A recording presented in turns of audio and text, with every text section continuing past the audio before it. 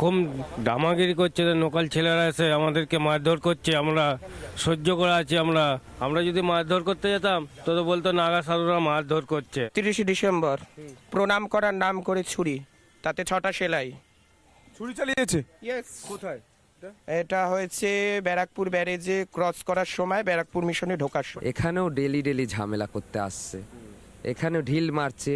আমরা এখানে এই আমার পাশেই এক বাবা পুজো করছে, তাকে ঢিল মারছে। পুলিশ আসছে যাচ্ছে, তখন তারা থাকছে না। না, এখানে কোনো সুযোগ সুবিধা বলতে কিছুই নেই, যে যা দেখছেন এই ব্যাস, এর থেকে বেশি কোনো সুযোগ সুবিধা এখানে জল খাওয়া বা বাথরুম এখন কিছুই হয়নি, বাথরুমও নেই, জল খাওয়ার কিচ্ছু নেই। মন্ত্রীরা কাজ করছে না, এই দেখুন না আপনাদের, এই দেখুন তিনটা সেটটা পর্যন্ত এখনো ঘিরে দিয়ে যায়। কোনো সৌদে নাই এখানে খুব অত্যাচার হচ্ছে। আবার দেখছি যে এখানে জলের অসুবিধা, সরকারের যে মেলাটা লাগাচ্ছে জলের অবস্থা কত। খালি এই একটাই সমস্যা, যে জল পাচ্ছি না।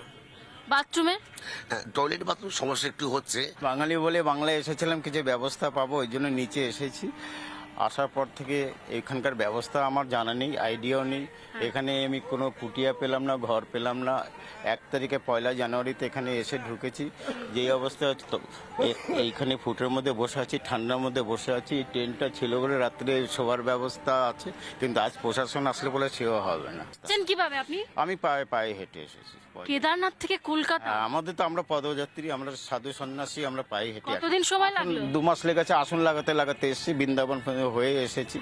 এসে এখানে আসলাম সাগর মেলার জন্য। এখানে শুনলাম বাবুঘাট থেকে শুরু হয়, তো বাবুঘাটে প্রথম আসন লাগালাম।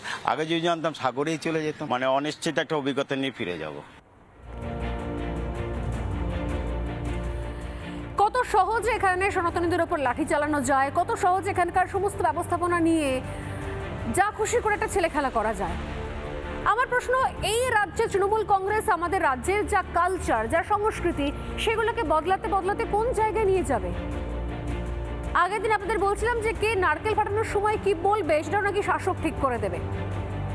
এবার তৃণমূল কংগ্রেস ঠিক করে দেবে কোন সময় এখানে তীর্থ করতে আসা যাবে। সাধু সন্ন্যাসীরা এসে কোথায় থাকবেন তাও তৃণমূল কংগ্রেস ঠিক করে দেবে। এবার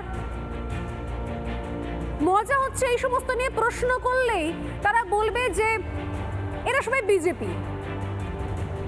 এরকম কখনো হতে পারে? কখনো কেউ শুনেছে? আমাদের ভারতীয় সংস্কৃতি, হিন্দু ধর্ম, এর সঙ্গে বিজেপি কোথা থেকে আসছে? তারা হিন্দু ধর্মকে গুরুত্ব দেয়, প্রায়োরিটি দেয়। তার মানে এই নয় যে বিজেপি আসার পর এই সাগর সঙ্গম শুরু হয়েছে, বিজেপি আসার পরে কুম্ভ মেলা শুরু হয়েছে। কুম্ভ মেলা যে সময় থেকে শুরু হয়েছে, তারপর বহুবার সরকার এসেছে গেছে, কংগ্রেস আমলেও কুম্ভ মেলা হয়েছে। এখানে গঙ্গাসাগরে কি সিপিএম আমলের লোকে তীর্থ করতে গঙ্গাসাগরে যায়নি? তৃণমূল আমলে গঙ্গাসাগরে তীর্থ করতে যায়নি? আমাদের সংস্কৃতির সঙ্গে সারাক্ষণ ধরে রাজনীতিকে চাপিয়ে দেওয়ার চেষ্টা, এবং তাতে কি হচ্ছে, এর মধ্যে ভোট ব্যাংক রাজনীতি খুঁজে বার করা। তৃণমূল কংগ্রেসের হয়তো মনে হয়েছে যে এর মধ্যে ভোট ব্যাংকের কোনো গল্প নেই, কোনো রকমের সুযোগ সুবিধা নেই, অতএব এখানে বাড়তি সুবিধা দিয়ে লাভ নেই। তাহলে বাড়তি সুবিধা দিয়ে কাদের লাভ আছে মাননীয়? আপনি মহাকুম্ভকে মৃত্যুকুম্ভ বলেছিলেন, কি অনায়াসে!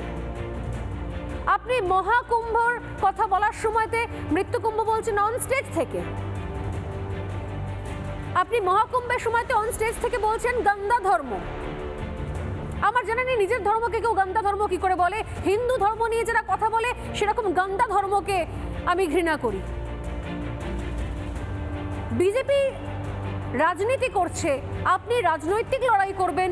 প্রত্যেক মুহূর্তে এই রাজনৈতিক ন্যারেটিভের মধ্যে পশ্চিমবঙ্গে অদ্ভুত রকমভাবে হিন্দু, সনাতনী, যাদের সঙ্গে দূর দূর পর্যন্ত রাজনীতির কোনো সম্পর্ক নেই, তাদেরকেও একটা ব্র্যাকেটের মধ্যে ফেলে দেওয়া হচ্ছে, এবং সেটা দায়িত্ব নিয়ে করছে তৃণমূল কংগ্রেস সরকার।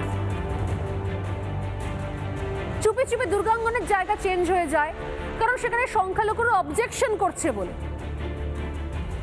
অথচ এখানে সাগর সঙ্গমে গঙ্গাসাগরে যাওয়ার আগে তাদের ন্যূনতম বন্দোবস্ত থাকে না, ন্যূনতম সাহায্যের জায়গা থাকে না। একটা জঘন্য নোংরা অবস্থা হয়ে রয়েছে।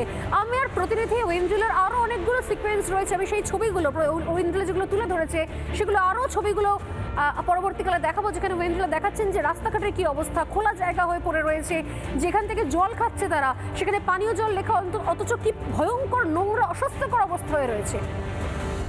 নিজের রাজ্যের এই অবস্থা করে আবার অন্য রাজ্যের সঙ্গে তুলনা করেছিলেন মাননীয়া। আমরা দেখে নিই মহাকুম্ভের কি অ্যারেঞ্জমেন্ট ছিল। দুটো ছবি আমি দেখাচ্ছি, মহাকুম্ভের ছবি আর তার পাশাপাশি আজকের ছবি। উনি বলবেন যে আমি গঙ্গাসাগর তীর্থের জন্য অনেক কিছু করে দিয়েছি, কিন্তু বাবুঘাট চত্বরে যেটা হচ্ছে খোদ শহর কলকাতার মধ্যে, সে সম্পর্কে আদৌ কিছু জানেন কি মাননীয় মুখ্যমন্ত্রী? তার কাছে খবর রয়েছে? কলকাতা শহর, কলকাতার মেয়র, পূর্ত বিভাগ তারা জানেন যে এখানে কি চলছে, কি অ্যারেঞ্জমেন্ট হয়ে রয়েছে। ভেতরে বড় বড় পোস্টার হোর্ডিং এর ছবি রয়েছে মাননীয়ার, কিন্তু ব্যবস্থাপনা শূন্য।